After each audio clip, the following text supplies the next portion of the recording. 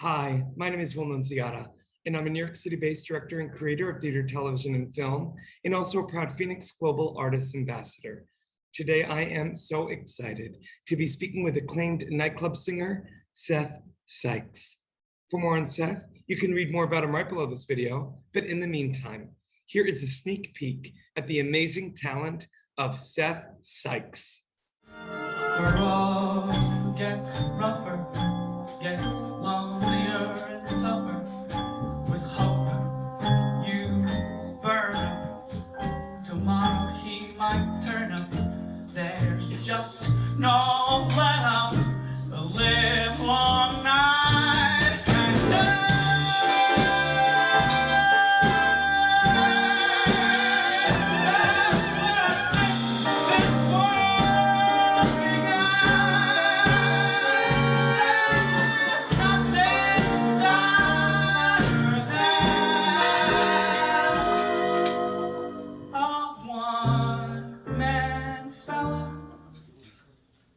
looking for the man that got away. Well, hello, Seth. How are you? Good. How are you, Will? I am doing great, my friend, and I'm so excited that the audience just got a little sneak peek of your amazing talent. And Seth, I have known you, I think, for more than a decade, and I actually got to know you first when you were an associate director on Broadway, and here you are, come 2014, out of the gates with your tribute to Judy Garland, and you just took off from there. I want to know what was the aha moment for you, Seth, to say, you know what, I want to get back on stage in front and give tribute to this dame of the songbook and go from there in terms of, making a performing career for yourself?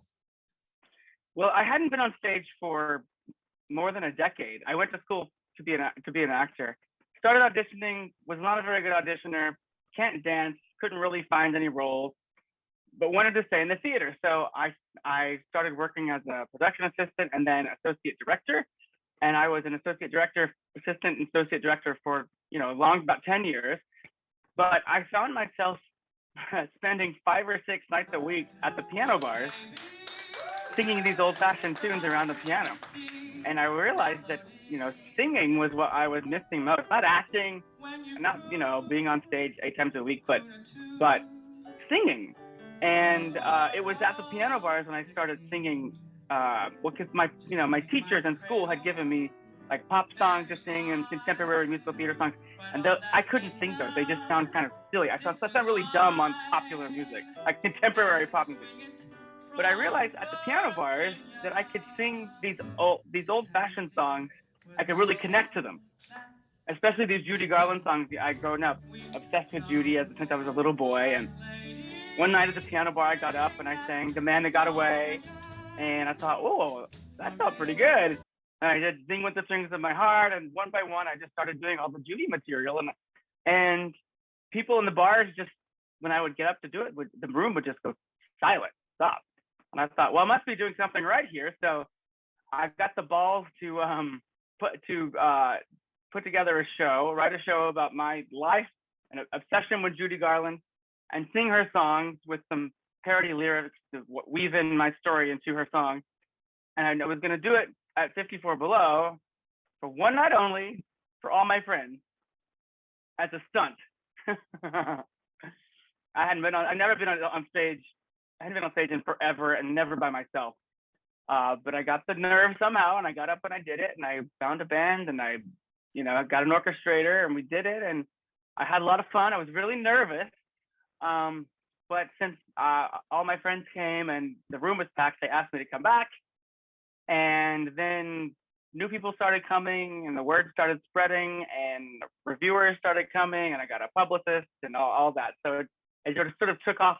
And I really didn't mean to become, a nightclub singer, but here I am now. Well, I'm better as a nightclub singer.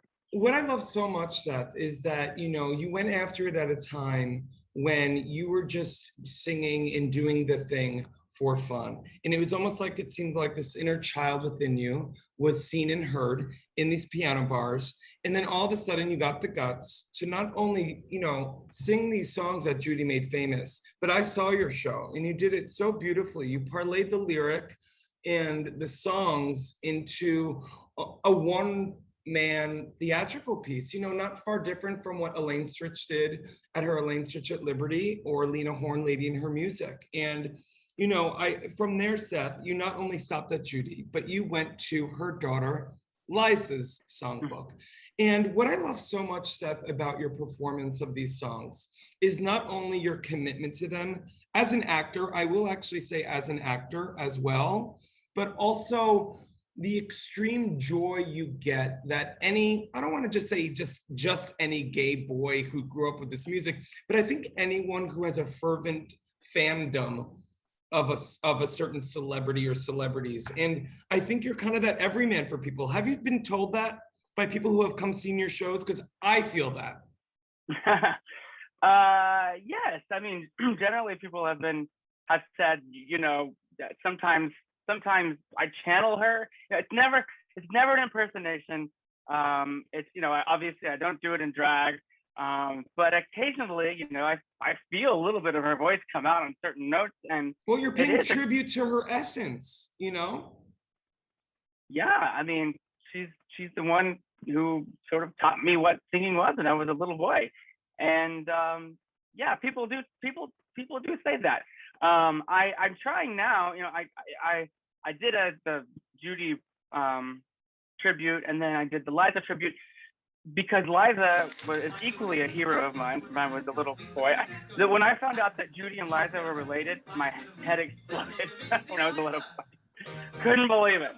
So it was just natural that I did a Liza tribute, and then I did a Bernadette Peters tribute because she's my third hero. And now I mean, I'm still singing the Judy Garland stuff around, but I'm trying to get away from being the boy who does all the women stuff. Not that I mind it, but this last year, on New Year's Eve going into 2020, I did a 1920s concert, all music from the 1920s, from the Roaring 20s, and it was supposed to be about how 2020 was going to be the best year ever. And then of course, we know how that turned out. However, Seth, 2020 turned out to be still a good year for you because throughout the pandemic, you entertained millions with your parody videos. And one person that you also entertained was moi. You somehow were able to put on these full production numbers with you doing parodies of songs that you love. Can you give me some of the ones for audiences that may not have seen them, some of your favorite ones that you did over the pandemic? Sure. The very first one I did, I had just come to Fire Island to in the summer to get away, to be able to be outside and you can socialize with people outdoors, and it wasn't dangerous, and I was so tired of being stuck in my little studio apartment. So I came out here, and of course the masks were mandated on the boardwalks, and I decided to do. I thought it would be really silly to do a parody of the song from Joseph and the Amazing Technicolor Dreamcoat. So I made. I got a rainbow pride mask and made my mask of many colors. So which was red and yellow and green and brown and scarlet and black and all that. How I love my mask of many colors. And it was very silly. I made it on my iPhone. I've never done anything like it before. And, downloaded Logic and started playing with tracks and recording, bought a microphone and made the video, and people really liked it. So I thought, well, I'm gonna make some more of these because I have no live audience to perform to.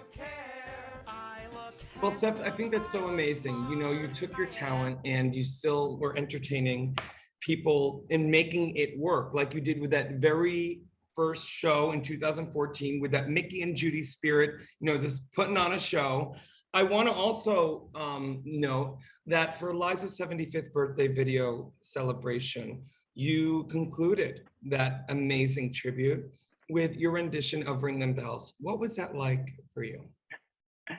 It was amazing, first of all, to be included, on the poster it said like Meryl Streep and Nathan Lane and Alan Cumming, and like really a Barbara Streisand made an appearance somewhere in the in the credits it said Seth Sikes, and I just thought that was kind of overwhelming. But it was really fun. I was in Puerto Vallarta, and it actually sort of morphed. The original idea was Dan Nardicchio wanted me to do a concert, and we said, well, how about I do my Liza tribute for her Liza's 75th birthday, which is coming up. And they were like, sure. And we were going to do it. It was just going to be me. And then the closer we got to time, COVID still wasn't great, and people weren't vaccinated. And we just thought it was too risky to get me in a room with a band playing. So I said, I just don't feel comfortable. And he said, well, can I run with the Liza tribute? And we said, go for it. And he said, but just please make a video for it. And I said, oh, great. So suddenly it was all these stars and all these celebrities, and to the point where I was like, are they even going to still use me? Like, I'm not famous enough. But I made a parody, which I'm very proud of, Ring Them Bells. Instead of going to Europe like the character does in the song, I'm traveling around Mexico trying to find a husband, and I do right there on the beach in Puerto Vallarta. And not only did they keep it, they put me very last. I closed the show, and it was very special. I was very excited to be part of it. I love it. Did you get to hear from Liza at all? No, I have not heard from Liza, but I do know she watched it.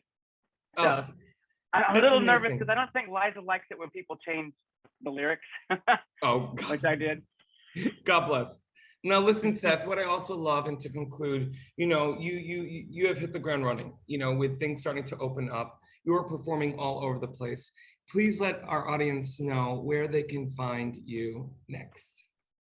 So my next concert will be October 20th at Feinstein 54 Below in New York. And after that, the dates aren't solidified yet, but I'm going back to Puerto Vallarta to do concerts at Encanto, which is a wonderful piano bar theater in Puerto Vallarta, which is a great town for live entertainment if you've never been. Beautiful town, really fun. And I have another music video that'll be coming out in about a week from Fire Island. I love it. Well, Seth, I'm so grateful for your time today. You are such an amazing talent, an amazing guy, because I know you off of the stage as well. And I'm so proud of your success. And I think, really, you are an inspiration for anyone who still has that dream to get up on stage and just wants to do the thing. And obviously, your enthusiasm, your singing, your acting, and your love of especially the American songbook, but kind of doing it in your own 21st century way, but still playing homage to especially these women, but I think just songs in general, incredibly inspiring, my friend. And I'm just so grateful for the time I got to speak with you today. Thank you. Well, thank you. I'm grateful too. Thanks for having me. Thanks, Seth. Age, artists and bands struggle to make a living. In fact, only a small number of artists can live off their craft. For the 98% of artists that don't have the luxury of being signed to a label, it's tough. But artists deserve to live off their art. Wherever you are around the world, appreciation of music does not change. FENIX brings bands and their fans together, whilst allowing bands to properly monetize their passion. The FENIX app will directly connect bands and fans with no need for middlemen. We're utilizing the blockchain to give the power back to the artist once and for all.